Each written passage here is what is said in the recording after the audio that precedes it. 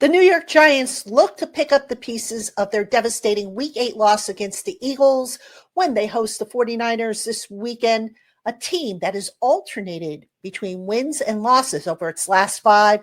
Crossover Thursday starts right now.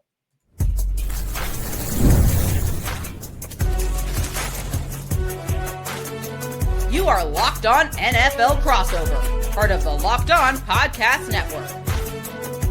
Your team every day.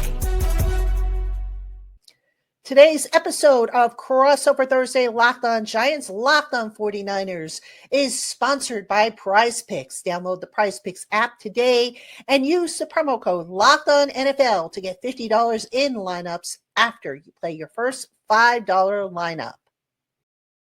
Hello, everybody. Welcome on in to Crossover Thursday, Locked On Giants, Locked On 49ers. My name is Patricia Traina. I'm the host of Locked On Giants, and he is Brian Peacock, co-host of Locked On 49ers. And we're here to get you ready for this weekend's game. The San Francisco 49ers visit MetLife Stadium to take on the reeling New York Giants. And we're going to give you the key storylines. We're going to give you the key matchups, the keys to the game, everything you need to know for this game. And Brian, good to see you, my friend.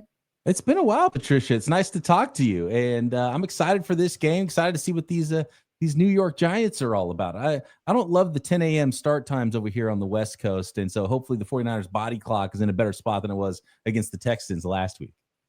Yeah, it's interesting. I found that the 49ers, they've won one, lost one, won one, lost one. So according to the pattern, they're due to win this week. But, Brian, let's start off with what's going on in 49er land. What do we need to know as far as the key storylines go?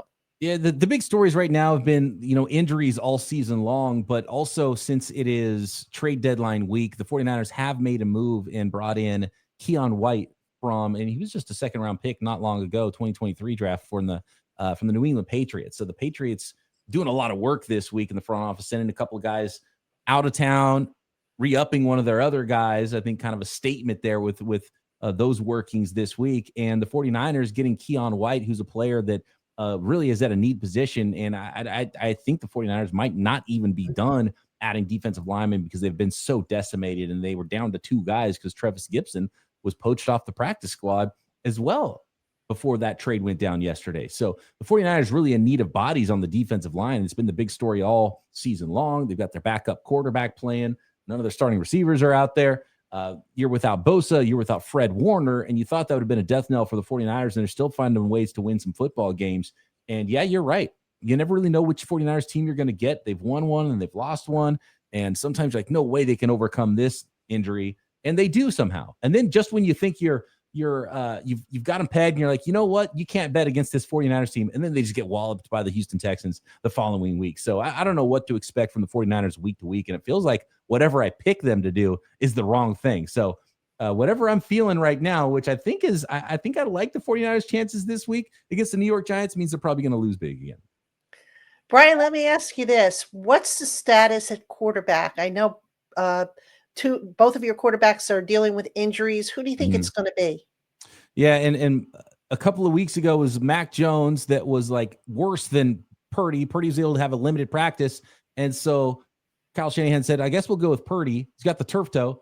They throw him out there. The first time he gets hit, he has an aggravated turf toe, and that added 5-6 weeks to his recovery time all of a sudden. And so now it's kind of the opposite, where Purdy's still limited, got in a limited practice today, but Mac Jones is a little bit less limited, even though he's dealing with a knee injury.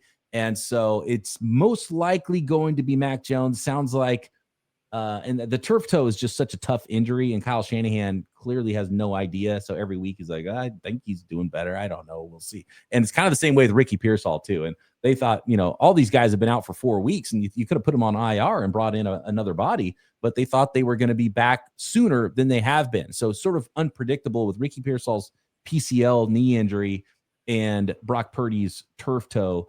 I think Kyle Shanahan, the word he used was iffy with Brock Purdy this week. It sounds like it's going to be Mac Jones again. And then, looking at the rankings, it's been a tale of two different stories, if you will, for the 49ers offense. The rushing game has been down at the bottom, but the passing game has been towards the top of the league.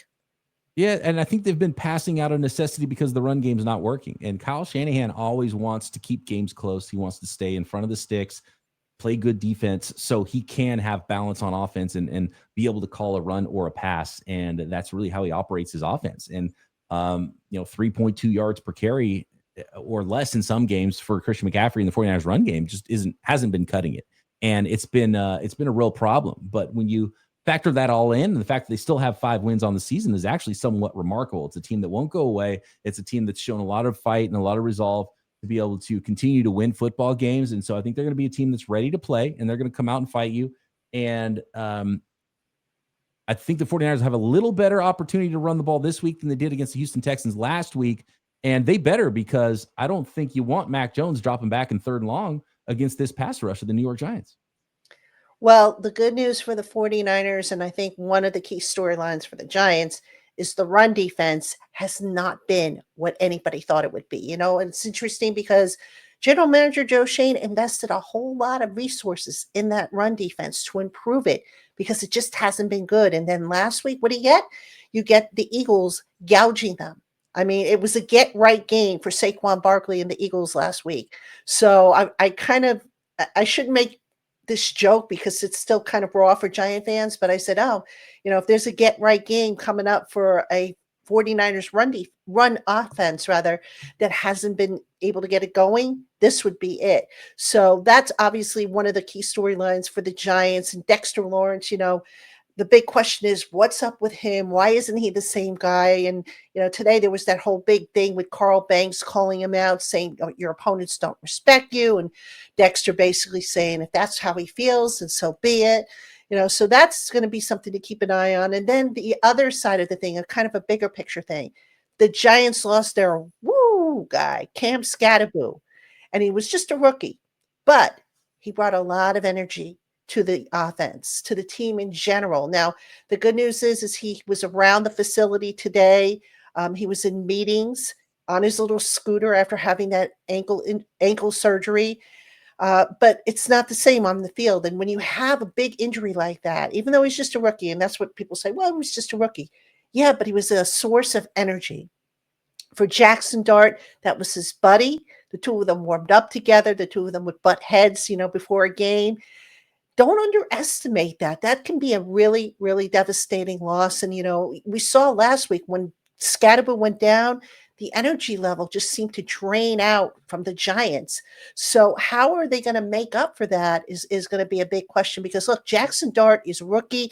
He needs playmakers. He doesn't have Malik Neighbors. Now he doesn't have Cam Skattebo. His other receivers are, I wouldn't exactly say all-stars. I mean, they're serviceable, some of them, but some of them are not. His running game now, they're probably going to have to go with Tyrone Tracy as the lead running back. The tight ends are banged up. Daniel Bellinger is banged up a little bit. Chris Manhertz, the other tight end, was mispracticed because he was sick. So a lot of issues on the Giants side of things. One of the stories out of Santa Clara today was Kyle Shanahan was asked about Cam Skattebo, and he revealed that he liked him a lot, and the 49ers liked him a lot. And there was some consideration of them potentially drafting him. And, if roster needs might have been in a different state for the 49ers, Skattebo could have been a 49er in round 3. He was an early 4th round pick, right? Is that where he ended up going to the New York Giants? And so, the Niners had 2 3rd round picks, and 75 and I believe it was 99, 100, 101, something like that. And so they went to the defensive side of the ball, but Skattebo was nearly a 49er, grew up a 49ers fan as well. And I didn't know that Skattebo was going to be good this early in his career. Obviously, the energy is awesome and it's off the charts. But I was like, man, is every yard going to be too contested in the NFL? And I didn't think it would be a great fit for Kyle Shanahan's outside zone scheme, which you need that, that speed to pressure the edge and then get uphill in an instant. But man, he was so fun to watch for the New York Giants. And what I would have loved with Skattebo on the Niners is sort of a Kyle Juszczyk replacement, the OW as they call it, offensive weapon, because Skattebo would have more utility as an actual runner and could be on the field with Christian McCaffrey, someone who could run the ball, catch the ball. That would have been fun. But alas, he's on the New York Giants, and now we don't even get to see him on the Giants either with that dislocated ankle. So that's unfortunate. He was a really fun guy to play. And I was glad I was a little bit wrong about him in the draft, because I wasn't high on him as actually being athletic enough in the NFL. I just thought too many yards were going to be contested, but he wants that contested yardage, man. It's fun to watch him play football, and it is unfortunate we don't get to see him out there with the Giants. Yeah, it really is. And, he's the type of guy who I think that if he could, he'd say, tape up my ankle and let me get out there. Yeah. That's the kind of old school mentality that has been missing from the New York Giants. And he brings that back. And dare I say, we haven't seen as exciting a player. You'd have, Malik Neighbors is exciting, but, in his first year, he was kind of reserved. Odell Beckham Jr., I think, would be a better comparison in terms of the energy level that Skattebo brings as a rookie, like Odell brought as a rookie. But Odell's not here. Malik Neighbors isn't going to play. Cam Skattebo is going to play.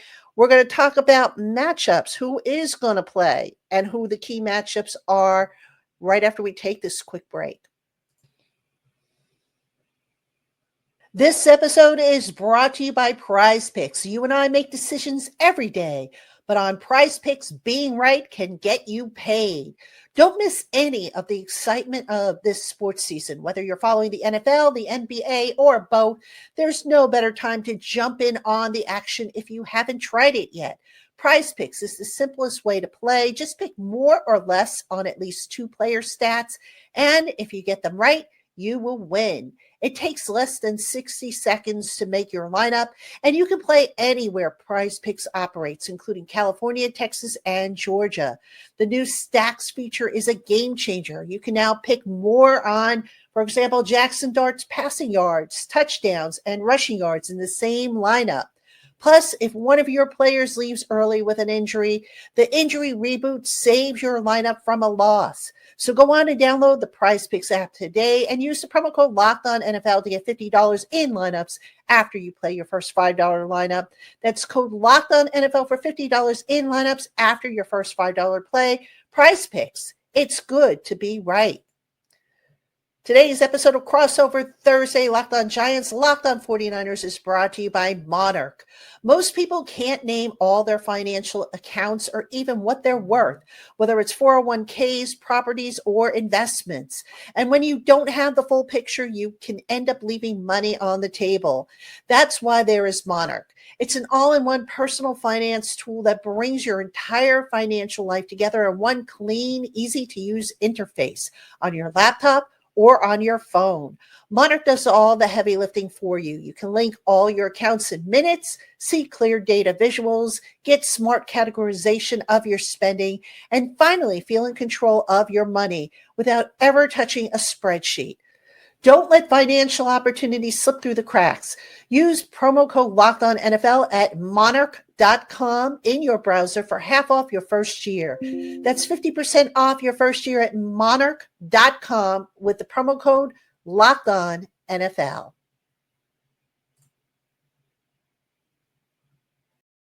All right, everybody, welcome back to Crossover Thursday, Locked On Giants, Locked On 49ers. The New York Giants host the 49ers on Sunday at MetLife Stadium. Kickoff is 1 p.m. Eastern Time, 10 a.m. Pacific Time. Make sure you tune in because it should be a pretty interesting game. And in this segment, we're going to talk about the key matchups. And Brian, what matchup has you most intrigued about this game?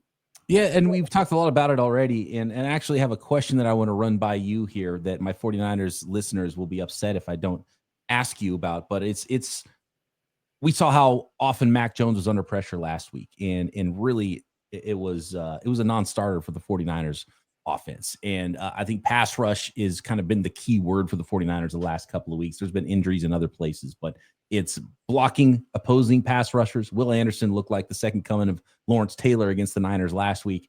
And it's also getting after the quarterback on the defensive side of the ball. So I want to specifically talk about pass rush here. But first, is there any chance that the 49ers go back to Santa Clara and just get Kayvon Thibodeau to get on the plane with them? Because I know that sometimes GMs and coaches and ownership will say something like, oh, so-and-so player's not available. But I don't always trust them when they say that. And it's maybe the only team in the NFL that has extra edge guys is the New York Giants. Could one of those players be coaxed away with draft picks by the 49ers? I mean, unless the 49ers are willing to make a sweetheart of an offer, as in like multiple first-round picks, probably not. The Giants finally have a good deep pass rushing unit. And while I could kind of see the logic in moving Kayvon Thibodeau, I don't think the Giants will. I mean, he's playing some of his best ball. I know everybody's saying, well, the Giants, the season's circling the drain, so have a fire sale. I don't think they're going to do that. I hate to disappoint your listeners, but I don't think Kayvon Thibodeau is going to go on the plane with them back to Santa Clara. And it's a tough sell. It has to come from ownership, because a coach and a GM aren't going to save their job by trading away even more talent either. And so that's a tough sell sometimes to get a GM to give away talent, even if the season isn't going well, because they want to have that talent that they're building around for the next season as well. And so I had a feeling that's what you're going to say, but I had to ask about it. So that said, how do you block Carter, Thibodeau, Burns, Lawrence? How do you block these? I'm actually almost as worried about Dexter Lawrence inside. Maybe he hasn't been the same guy this year, but the 49ers have had some problem with their interior offensive line this year. Well, I think the whole thing with the pass rush, the Giants pass rush, and this kind of leads into what I think is the key here. They've got to stop the run. This team, for whatever the reason, cannot stop the run. They're being gashed on the edges. They're being gashed in between the tackles. The run fits are not there. If you don't stop the run and create long yardage situations, guess what? You're not going to rush the passer, because now you've got to guard against the run or the pass. And the Giants have had problems. And, you mentioned Dexter Lawrence. Everybody says, well, look at all the double teams he draws. Well, yeah, he draws double teams, but here's the problem with his game this year. He's not shedding single team blocking or solo blocking. That's not something we're used to seeing with him. Last year, I think half of his pass rush pressures were against double team blocks. And if you can't shed single team blocks, then I don't know what to tell you. I mean, it's just not going to work. And, I have a theory that his elbow is still an issue, the elbow that ended his season last year. He says it's not, but then again, what do you expect him to say? If he says, oh yeah, my elbow's still an injury, still a problem, guess what? Opponents are going to go after it. So of course he's going to say it's not a problem, but the tape doesn't lie. And there's just something missing to his game, that power that he has. And, I still think he's a very good player. And I don't think his talent just suddenly dropped off the ledge there, but something's up with him.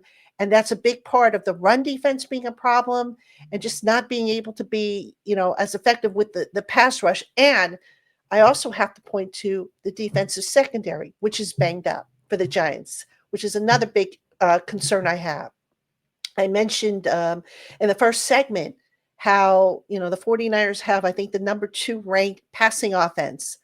This is not a good time for the Giants to be down as many cornerbacks as they potentially will be. Paulson Adebo might not play. Safety Javon Holland might not play. Art Green, one of the backup cornerbacks, might not play. Cordell Flott, who is the other starting quarterback, might not play. So that leaves them with Deonte Banks, who's been, kind of an enigma, and Corey Black, who is only going to be in his second game. I mean, that's got me very, very concerned.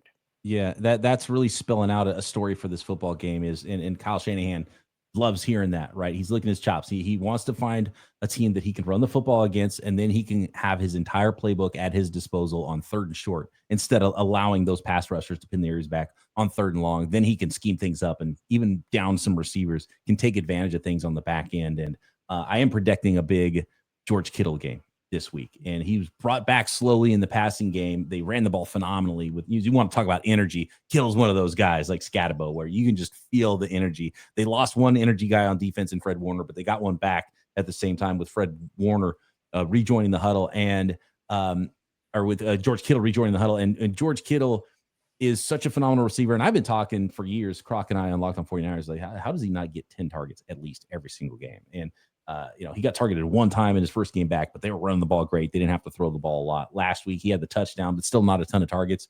I think he's the wide receiver 1 for the 49ers right now, and I think they have to treat him as such this week. Yeah, and last week, Dallas Goedert of the Eagles had a lot of success against the Giants. So, I don't know what it is about defending the tight end over the middle of the field, but the Giants just haven't been consistently good at that. If anything, they've struggled. And I have no idea why that is. And, George Kittle, he's a very, very good tight end. And That's a matchup that concerns me. Now, have a question for you. Speaking of matchups, Robert Saleh, from what I can see, doesn't blitz a whole lot, if I'm not mistaken.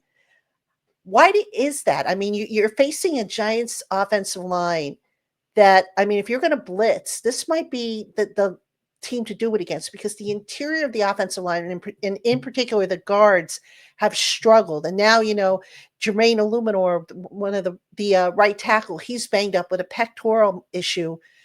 He says he's going to play, but who knows what his strength is going to be. So do you see maybe Saleh increasing the blitz rate against the Giants?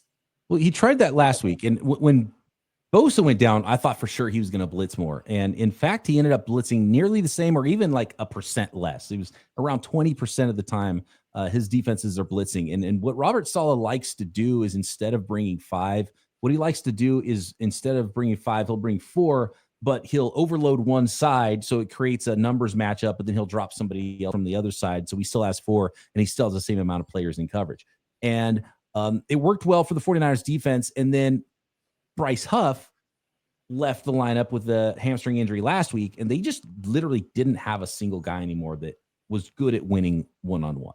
And that was a problem for the 49ers against CJ Stroud, who just kind of had his day with the 49ers defense throwing the football, because there was no pressure on him. And Robert Saleh actually did try to blitz more. And when he blitzed more, Stroud was even better, because now there's fewer guys in the back end, and they still weren't getting home all that much. So Robert Saleh's defense, really the genius of it is when you are getting pressure with 4. And so I think he wants to operate that way. And he only blitzes more when he really feels like he's forced to. And we saw the Niners make a move in a trade. If he feels like he's forced to, he might blitz more, but he really just doesn't want to. And he wants to have more guys in coverage. And then he takes guys out of coverage, and all of a sudden there's a lot more holes on the defensive side of the ball for a quarterback to take advantage of. And can Dart do that? If that's the case and the 49ers are forced to blitz, we'll see. And actually, you mentioned Dart. Last week, the Eagles didn't blitz him as much. And you know what? They contained him. He didn't damage them as much with his legs. And that was actually something we saw the week prior against Denver. They didn't blitz him as much either. And suddenly, that they seem to cut down on his ability to scramble and make plays with his legs. So, I would think, without knowing, what Robert Saleh is going to do, I would think might not be the time for him to really blitz. Maybe they'll throw a few stunts in there to confuse that interior of the offensive line of the Giants. But blitzing, I'm not so sure of. But we'll break down the keys to victory right after we take this quick break. This episode of Crossover Thursday, Locked on Giants, Locked on 49ers, is brought to you by Mazda. Mazda crafts cars for those who do more than simply move. Mazda delivers confidence with every ride, with more IIHS Top Safety Pick Plus awards than anyone else as of August 2025. You can make everyday drives feel like anything but, from the smooth handling to intuitive controls. With all-wheel drive standard in every crossover SUV, you can drive with confidence through almost any season. Like our players, we sweat every detail, because when you make every move count, impossible becomes irrelevant. Mazda, move and be moved. All right, everybody, welcome back to Crossover Thursday, Locked on Giants, Locked on 49ers. I'm Patricia Traina. He is Brian Peacock. And now it is time to pick the keys to victory for each team. Brian, let's start with you. We talked a little bit about it before, and with the lack of playmakers on offense for the New York Giants, Robert Saleh, this is a big week for him and his unit to bounce back, and they've been really good. And I've just been so impressed with Robert Saleh back in the fold for the 49ers, and they've done such a phenomenal job after losing Bosa and winning games after losing Fred Warner on top of it, which you think is, was going to be something that's going to be just a little bit too difficult. It wasn't great last week for the 49ers. I think they have an opportunity to bounce back on the defensive side of the ball. And I think you nailed it talking about containing Jackson Dart. And you see it a lot with young quarterbacks, especially quarterbacks who like to use their legs. And sometimes they want to get out of there, they want to get out of the pocket, and then they drop their eyes. And can you keep him contained? I think that's going to be the 49ers plan on defense. Is they've been better against the run than they were last year. They've been better against the run than they have been against the pass, especially with lacking pass rushers. So they're going to try to put Jackson Dart in those situations. and keep him contained so he doesn't beat them with his legs in those third down situations. So that's going to be huge for the 49ers in this one. And we've already talked about it a lot. The number one key this week and many weeks for the 49ers is Kyle Shanahan's run game. I've never seen the 49ers run game struggle like this. You got Trent Williams, you got Christian McCaffrey, and you're averaging 3.2 yards per carry. I mean, this is unheard of. So Kyle Shanahan, run game, everything works off of that. You got play action. You have the entire playbook at your disposal. Staying in front of the sticks is huge for the 49ers. And to that end, stopping the run. The Giants defense, they faced an Eagles offense last week that was struggling. They had a get right game. And I'm not going to lie. I'm concerned that that's going to happen again, that history is going to repeat itself. If they get that run game going, the 49ers, it's going to be a long afternoon for the Giants. And, we also talked about it a little bit before, guarding the tight end over the middle. The Giants have struggled with that. I mentioned how the middle of the defense, especially the back end, is banged up. I'm concerned that they're going to have a field day against that defense. And, I don't know yet who's playing, who's not playing. The injury report, if I had to take a guess, I would say Adebo, maybe not. Holland might have a chance, but they're really, thin on the back end of that defense. And when you're thin like that and you can't hold your coverage, the pass rush isn't going to have an opportunity to do anything. So I could see a scenario, and I hope I'm wrong on this, where the 49ers get right on the running game, and that opens up the pass, and now they can exploit that relatively young defensive secondary of the Giants. I mean, it's just, to me, the way it kind of is stacking up, it's almost like a mismatch. I got to ask you about one more thing when it pertains to this New York Giants team, because as fascinating as they are, what's the vibe around the fan base? Are they excited about it? Is it still like a fire Brian Daboll situation? You got a new quarterback, which really usually rejuvenates an entire franchise. Do they have enough goodwill built up now to see that through with the new quarterback, with the GM, with the head coach? Because for those listeners who don't know, I also host the formerly known as the Peacock and Williamson NFL show. Got a brand new format now. It's called the NFL Six Pack Daily, by the way. Subscribe on YouTube and everywhere you get your podcasts. And this question is for Matt in our NFL show. Is this a hot seat situation still? Because it's hard to envision, with, you talk about all the injuries, you lose Skattebo, even with a young up and coming quarterback, are they going to win enough games to save jobs there and see that through? Because we talk about so much, like, man, all these teams, they draft quarterbacks with a head coach that's about to get fired, and this cycle just continues and continues. You see it with the Browns, and you see it with so many teams. You see it with the Chicago Bears. Is this going to be something they can see through with their young quarterback? I think Brian Daboll's on the hot seat. That whole coaching, if nobody else, Shane Bowman, the defensive coordinator, I don't see how he survives. I don't know if they're going to necessarily get rid of him in season or wait. He's not coming back next year. I would be very, very stunned. Brian Daboll, this is what's interesting. People will make the argument and say, oh, look at what he's done with Jackson Dart. Well, Jackson Dart, let's give the kid some credit. Yeah. He's been a good worker. He's studied. Yes, the coaches have worked and they fine-tune a few things, but basically they had something to work with there. It's not like they took some guy, off the street who had no talent and they suddenly turned him into a viable NFL quarterback. So let's give Jackson Dart some credit. Brian Daboll's situation is, you go back and you look at some of the little things that are starting to add up. The same mistakes. For example, clock management issues. Last week against the Eagles, why was he running Jackson Dart in garbage time?